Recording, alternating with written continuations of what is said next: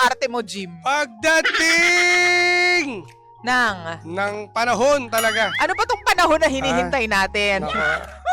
Sa May. Uy! Mali!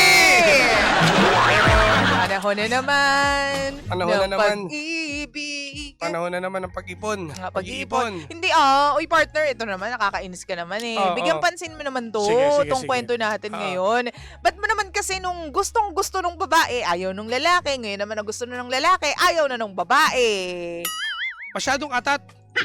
Masyadong atat. Hoy, grabe naman sa atat. Hindi, totoo lang. Marami kasing pwedeng isipin or plano siguro itong lalaki. Alam mo sa totoo lang talaga, ang pagpapakasal talaga kasi ay hindi biro. Tanda na, alam naman natin yan.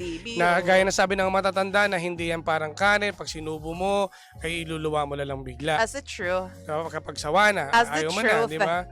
At bukod pa dyan, ay nakikita ko rin ay siguro sa pinansyal, di ba? Oo, totoo yan. Kahit sabihin na natin sa West yan, or sa simbahan.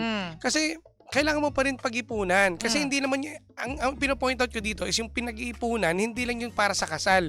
Yung para sa magiging pamilya mo.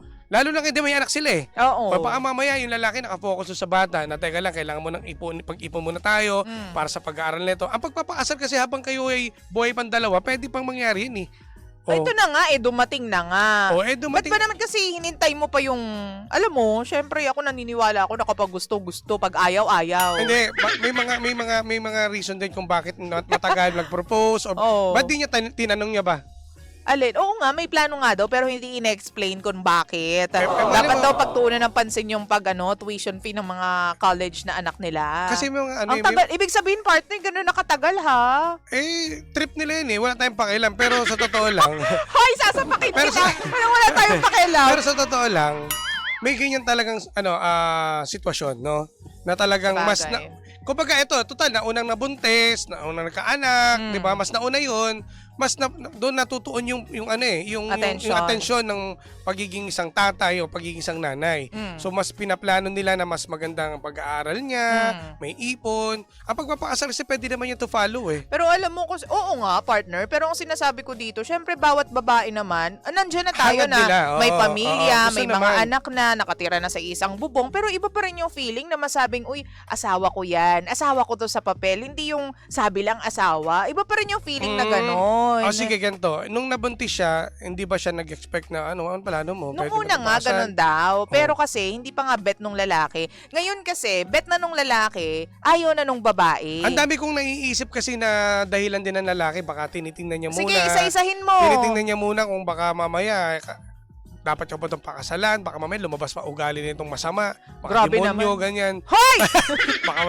baka pag pinakasalan ko, yun nga, lumabas ang ugali. May ganun din eh. So, chinecheck niya pa? Parang kayo rin kasi, para rin kayong NBI. Ano na naman? Dapat chinecheck nyo rin yung estado ng lalaki, no, eto ba karapat dapat ba? Kasi ang pagpapakasal nga ay sagrado. Alam diba? ko. Ngayon, siguro napatunayan niya talaga na sa hirap at ginawa, kasama kita. Di yun pala, ngayon, na-realize na, hindi naman kasi wag yung kasing bilangin kung ilang taon na kayo nagkasama, nagkaroon na kayo ng anak. Diba? Ganun talaga, it takes a year para maramdaman mo at ma-realize mo na siya ang karapat dapat. May ganun kasing tao eh. Totoo naman. Kumbaga parang, tama ba yung term na tinetest muna? Ang pangit naman din. Sige. May anak na kayo't lahat, tinetest mo pa rin. Iba pa kasi yung kasal kasi. Siguro, naghintay lang talaga tong lalaki ng perfect time para sa kanya na meron silang sapat, hindi sapat na pera, sobra, diba? Para, alam mo yun, kahit paano, maibigay niya yung gusto ng kanyang asawa. Pamilya, at ng anak, di ba? Ng anak, ng pamilya, and at the same time, yung needs and wants ng kanyang asawa. Kaya ngayon pa lang siya magpapakasal. Sila ba partner ay nangungupahan? Hindi ko alam eh. Bakit ba naman yun itatanong natin? Isa rin yun. Kasi pwede rin yung maging dahilan na gusto ko kapag nagpakasal lang tayo, meron na tayong sariling bahay, 'di ba? May timeline sila. Ganun eh. May ganun talagang Tayo kasing mga babae, napaka-emotional natin. Sa hirap at ginhawa, magdildil man tayo ng asin, basta magpakasal tayo, magkasama tayo, okay lang 'yon. Sasabayan namin kayo. Ang mga lalaki kasi iba, lagi silang may timeline na sinusunod. Gusto yung tipong sawa na sa mga pagkabinata. Pagkabinata. Kapag na-attain niya na yung sawa sa pagkalalaki, gusto maging babae. Mali! Mali ka dyan!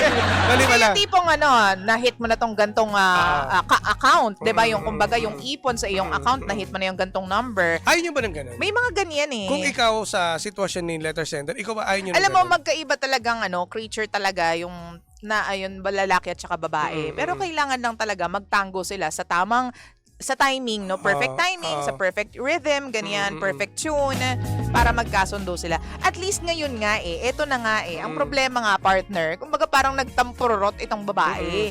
Kasi biglang ayaw niya na kung kailan nag-propose na. Malandi rin eh. Hoy! Eto na nga yung inihintay mo tapos So ano ibig sabihin kung ako Ayusin mo, kung Jima. ako magko-comment doon, nagsawa siya, 'di ba? Parang kumbaga, ayoko na. Dati pilit ako ng pilit, ngayon andito na. Eto na nga susubo mo na tinanggihan mo pa, parang ganun. Eto na nga, alam mo magde-decide talaga din sa lalaki. Lalaki kasi magdadala ng relasyon. Pero babae, anong lalaki nagdadala? Hindi lalaki ang nagdadala. Alam ko, hindi ka mag-react eh. Sasapakin kita sorry. Ano ba? Pares kayo. Babae. Babae. Babae talaga yan. Pero ang lalaki ay provider, di ba? Provider dapat. Yun dapat maintindihan nyo, ang lalaki may pinag-iipunan niya para sa inyo. Kaya ngayon lang nagpakasal. Wag kayong atat. Pwede naman kasing simpleng kasal lang. Yung iba nga sumasama sa kasalang bayan para lang maikasal eh. Baka naman yung lalaki may plano naman talaga ng bongga. Iba-iba. Actually, ang katotohanan ng life is iba-iba talaga ang tao. 'Di ba? What may be okay to them may not be okay to you, 'di ba? Kung sa iba okay yung kasalang bayan, para sa asawa ko pala hindi. Totoo. May sarili siyang timeline, may sarili siyang plano, 'di ba? Ito lawakan ko pa. Merong iba naman na mas gugusto nila live-in sila. May ganun. Bakit? Ewan ko sa kanila. Trip nila. May mga ganun eh. Tinetesting pa. Dito naman masasabi na tama ba talaga na siya na yung mga kasama ko habang buhay. May ganun eh. Sa live-in ganun eh. Alam mo, hindi ko talaga naiintindihan yan eh. Kasi hindi ko dumaan dyan. Di ba? Yeah. Ako kasi ilang beses na akong... Di ba? Ikaw yung malandi. Dumaan sa part na yan eh. Tingnan mo, meron din kasing magandang resulta rin yung dati na nakala mo siya na, hindi pala. Hindi pala. At least malaya ka, hindi pagkasal ka na ano mangyayari sa'yo? Forever ka na lang kakalog-kalog. Paano mo malalaman at paano ka magsisettle down kung sa bawat pagsubok na daanan mo kumakalas ka? Siguro yung tipong tao na sasabihin mo sa isang relasyon na hindi ka susuko. Doon mo yung hindi ka mapapatunayan. sinusukuan. Walang sukuan. Siguro sa kaya, hirap at ginhawa, doon mo ma-realize na kahit anong dumating na pagsubok sa amin, hindi siya bumitaw. Ayan andyan pa rin siya hanggang ngayon. Yan ang mga dapat na... So anong masasabi natin dito sa ating letter sender? Bumigay ka na. Pumayag ka na. Yun lang na masasabi ko para sa sa mga anak mo para din. sa mga anak mo. Kasi yung mga anak daw, partner, nagtatanong na, ba't magkaiba yung apelyido ninyong dalawa ni daddy? Bakit hindi pa kayo kasal? Eto na, ibigay mo na. Kasi nagtatanong na rin yung mga bata. Total, nauna mo na ibigay yung pera sa sinilangan mo. Nauna na yun eh. Di dapat ibigay mo na rin para sa bata yung apelyido na talagang hinihintay rin nila kasi marami rin pagtatanong din yan sa eskwelahan. Bakit ibang apelyido? At saka sila, personal nila, yung queries nila, yung inquiries nila, diba? Diba na, alam mo yun, ba't ganito si mami, ba't ganito si daddy, bakit yung iba magka-apelyido, diba? Ba't kami, dala namin yung apelyido ni daddy, si mami hindi, ganyan. So, ibigay mo na. Ang sabi dito, partner, una, hindi mo trip. Nung gusto mo na, hindi pa niya trip. Napikon ka dahil hindi ka nasunod. Ngayong ayaw mo na, hindi ka ba selfish sa lagay na yan? Sabi dito, partner. Sabi pa dito feeling ko ayaw niya lang naunahan mo siya. Gusto niya yung may sarili siyang timing. Kaso, napupurnada siguro, kakatanong mo. Baka diba? Kumbaga parang parang tawag ng partner na pressure siya. Ano ba, kailan ba tayo papakasal? Siguro may ganun eh. Depende rin kasi sa... Ang lalaki, aminin mo, nape-pressure kayo pag usapang kasal. Diba? Kasi una kagad ang iisipin namin yung pag-provide? hindi doon eh, yung gastos din eh.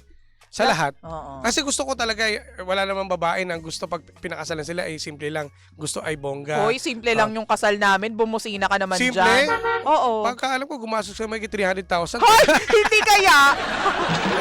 Hangad Hindi, din. In general, hangad na mga kababaihan Oo. na may ikasal sila ng, ano yun, bongga. Kasi nga, minsan lang ito mangyari sa talambuhay nila eh. Yung ibang babae ganyan. Ibigay mo. Oo. Yung ibang babae ganyan. Pero as long as nagkakasundo kaya sa mga, alam mo yun, mga detalye ng kasal, okay na yun siguro para Totoo. sa akin. Tsaka ano, sa pagpapakasal, dapat hati kayo. Hindi lahat sa lalaki, kawawa kami. Talaga ba? Noong araw, pwede yan. Eh ngayon kasi 'di ba, ang mahal na ng bilihin, Alam mo, ang taas-taas na ng depende presyo sa ng- babae yan. Kung kahati siya, hindi mo siya iuobliga na, ito, sagot mo tong part na to tapos ito lang sa akin Hello? Sige, sabihin na natin. Kung magbibigay yung babae, okay lang. Naiintindihan ko sa part na yan. Eh, minsan kasi kayo babae na, sweetheart, Han, ganito, ikaw sa ano ka sa reception. Tapos ito yung sa mga barong, susutin, may ganun. Kaya kami na-pressure din. Yun talaga ang trabaho ng babae. Aayusin niya yung kasal, tas kayo yung magbabayad. Ang galing. Talaga yun? Ang galing. Oo. Alam mo, ikaw, Jimbo, sasampalin na talaga kita. Kaya mas maganda sa West na lang kayo para mas mabilis. Tapos puro family lang. Diba? Pamilya ng babae, pamilya ng lalaki. Oy, ganyan yung ginawa namin. Ganun ba? Oo. Well, Hindi para naman sa tayo- mga tulad ko, partner, na ayoko din ng masyadong grand. Mm-mm. Ayoko ng masyadong, tapos kinabukasan ngangay. Wag, ayoko ng ganun. Meron tayong ibang mga kaibigan na talagang, alam mo yun. May mga ganyan. Ako, kilala natin to. Milyon-milyon. Nag-West, di ba? Tapos nasimbahan. Siyempre, nakikinig lang siya ngayon dyan sa Nanonood likod. mo to ngayon? Nakikinig lang yan dyan. Daming pera niya, Siyempre, no? tingnan mo. Oo. Yun nga lang. Pero yun nga lang. May nagre-react sa labas. Pero maganda rin talaga pag may mga kaibigan ka na lahat ay mapapakinabangan mo. Tulad ng may sound system, di ba, may host. Ang bait. Sino ba yan? Pangalanan mo na. Itago natin sa pangalang Glorglen. Hoy, nag-host ako sa kasal ni Glorglen Aradel. Siyempre, ako rin dyan eh. Pero going back sa ate, wag mo nang ibigay mo na. Tingnan mo yung nasa harap mo. Di ang iniisip ng lalaki. Hoy, wag yan. Nakakaloka ka. Wag mong babasahin yan. Subukan mong basahin yan. Nakakaloka. Hoy, teka lang. Magpaalam po muna. Sinusulat dyan. Teka lang. Ano yan? Sandali, magpaalam muna tayo sa radyo tapos magdaldalan pa tayo sa ating digital space. Okay, Energy FM 1067. At sa TikTok, Energy FM 1067.